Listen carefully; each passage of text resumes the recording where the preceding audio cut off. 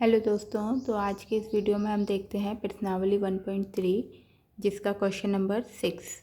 तो सबसे पहले क्वेश्चन में हमें दिया गया है कि P और Q, जिसमें Q जो है वो 0 के बराबर नहीं है, के रूप में परिमेय संख्याओं के अनेक उदाहरण लीजिए जहां पर P और Q पूर्णांक है जिनका एक के अतिरिक्त अन्य कोई उभयनिष्ठ गुणनखंड नहीं है और जिसका शांत दशमलव निरूपण प्रसार है। क्या आप यह अनुमान लगा सकते हैं कि Q को कौन कौन सा गुण अवश्य संतुष्ट करना चाहिए?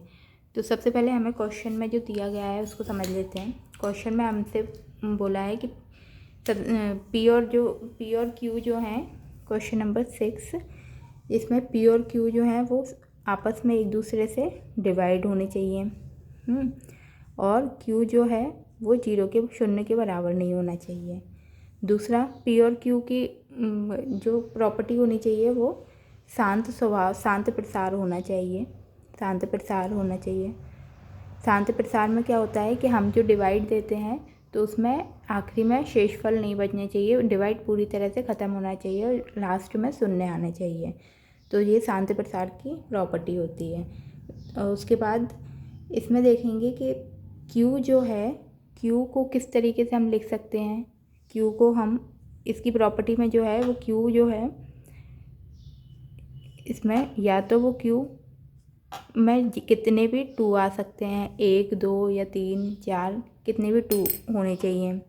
दूसरा, Q की जगह पे हम कितने भी 5 से मल्टीप्लाई होना चाहिए। तीसरा, या तो 2 और 5 का ही गुणा हो नीचे। तो Q की कंडीशन होती है कि या तो उसमें कितने भी 2 ले सकते हैं हम, कितने भी 5 ले सकते हैं, या फिर 2 और 5 का कॉम्बिनेशन करके ले सकते हैं। तो इसको हम किस तरीके से लिखेंगे? Q के अभाज्य गुणनखंड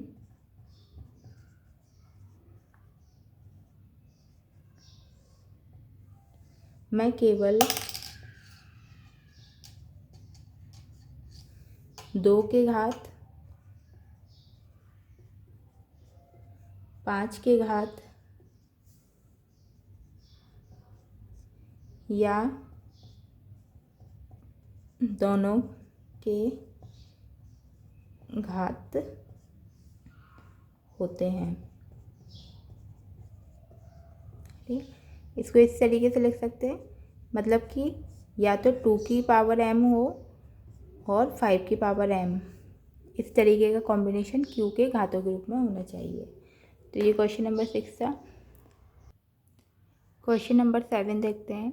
क्वेश्चन नंबर 7 में बोला है कि ऐसे 3 संख्याएं लिखिए जिनके दशमलव प्रसार अनावर्ती हो। तो अनवसानी अनावृत्ति में क्या होता है? इस अनवसानी अनावृत्ति की कंडीशन होती है कि उसमें जो भागफल है वो बार बार रिपीट होता जाता है। रिमाइंडर में कुछ ना कुछ हमें बचता है, मतलब कि जो शेषफल है उसमें कुछ ना कुछ बचता जाता है और जो भागफल आया है वो बार बार रिपीट हो रहा है। तो हम ऐसी बहुत सारी संख्याएं हैं, तो हमें इन्होंने सिर्फ 3 ही पूछी हैं, तो हम 3 कुछ भी ले सकते हैं। मान लो ये 3 संख्या हैं। पहली संख्या मैंने ली 0.10 100 1000। ठीक है, इस तरीके से पहले ले ली, जिसमें 10 फिर रिपीट हो रहा है बार बार। सेकंड नंबर ले लिया हमने 0.20 200 2000 शून्य तक जाएगा। तीसरा हम ले सकते हैं 0.30 300 3000। तो इस तरीके से हम कोई भी नंबर ले सकते हैं जिसमें वो नंबर बार बार रिपीट हो और उसका भागफल पूरी तरह से ख़त्म ना हो। अब क्वेश्चन नंबर 8 देख लेते हैं। क्वेश्चन नंबर 8 है, इसमें पूछा गया है परिमेय संख्याओं 5/7 और 9/11 के बीच की 3 अलग अलग अपरिमेय संख्याएं ज्ञात कीजिए। तो हमें दो परिमेय संख्या दी हैं 5/7 और 9/11। इसके बीच की अलग अलग अपरिमेय संख्याएं पूछी गई हैं 3। तो सबसे पहले तो हम इसको भाग दे लेते हैं, उनकी दशमलव प्रवृत्ति को देख लेते हैं क्या आंसर आ रहा है। तो 7 से 5 का भाग देंगे, ठीक है। पॉइंट लगाया, 1 0 बढ़ा दिया, 49 बनाया, 1 0 लिया,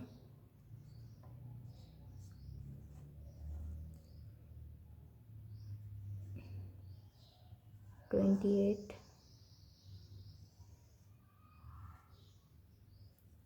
14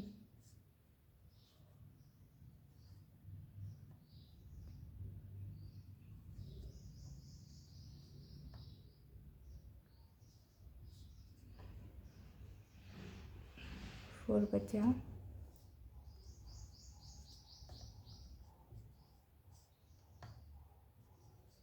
5 आ गया। तो अभी क्या हो रहा है कि 5 फिर से रिमाइंडर में 5 बच गया, यानी कि ये चीज़ फिर से बार बार रिपीट होगी। कि क्वेश्चन में हमें 5 दिया हुआ था, तो हमने इतना सब किया, वापस से फिर 5 पर ही आ गए, तो अब फिर रिपीट होगा। तो यानी ये इस पर बार लग जाएगा, ये चीज़ बार बार रिपीट हो रही है।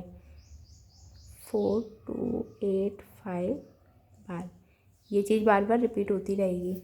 इसके बाद हम दूसरा देख लेंगे।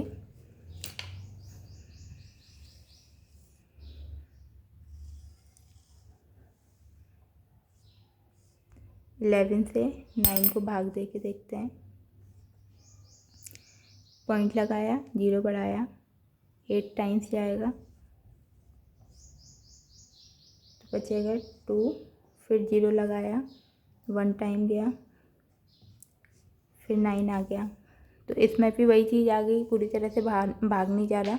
फिर से 9 बच गया, यानी कि 8 1 8 1 बार बार रिपीट होता जाएगा। तो 9/11 का जो आंसर आया है वो 0.81 आया है। इस पर हम बार लगा देते हैं।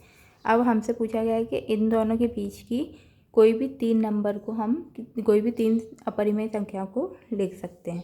तो पहली संख्या हो गई, मान लो मैंने ले लिया 0.720072007200 और शून्य तक।